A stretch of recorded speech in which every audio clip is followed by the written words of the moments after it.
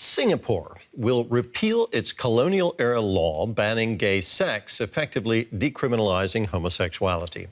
Prime Minister Lee Hsien Loong made the announcement at the annual National Day rally, saying that society was more accepting of gay people. He added that he hoped this would provide some relief to gay Singaporeans. However, the Prime Minister stressed that there would be no change in the legal definition of marriage as being between a man and a woman. Singaporeans still have differing views on whether homosexuality is right or wrong, but most people accept that a person's sexual orientation and behavior is a private and personal matter. The government will repeal Section 377A and decriminalize sex between men. Well, for more, let's go to Jolavan Huam, a social worker and activist based in Singapore. Thanks for being with us. Jolavan, this law had been in place for ages. Why is it being repealed now? This is because of, in the past 10 years or so, advocacy groups and LGBT rights activists have been campaigning very strongly for homosexuality and queerness to be normalized in Singapore society.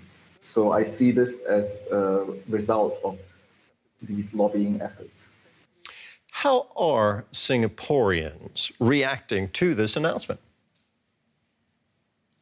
I think Singaporeans in general are don't find this to be controversial, because what people do in their own bedrooms is something which is private and it doesn't cause any harm to society.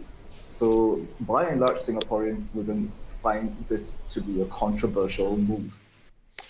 Okay, let's get down to the bottom. The sex between men is being decriminalized in Singapore, but it turns out that the government is planning to amend the Constitution to ensure that same-sex marriage will never be allowed. Why this massive counter-move?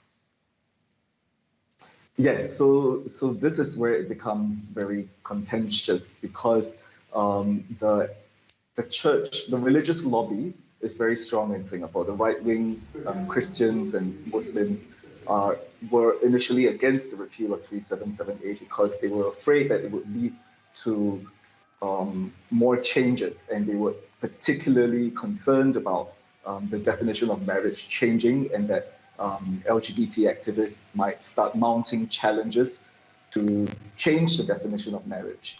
So in their bid to appease the religious right in Singapore, the government has decided to enshrine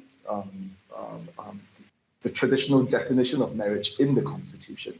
And the implications of this are actually quite serious, because what the government has done is to say that discrimination against LGBT people is acceptable, cementing this discrimination in the supreme law of Singapore has huge ramifications for other kinds of rights and other policies which affect LGBT people.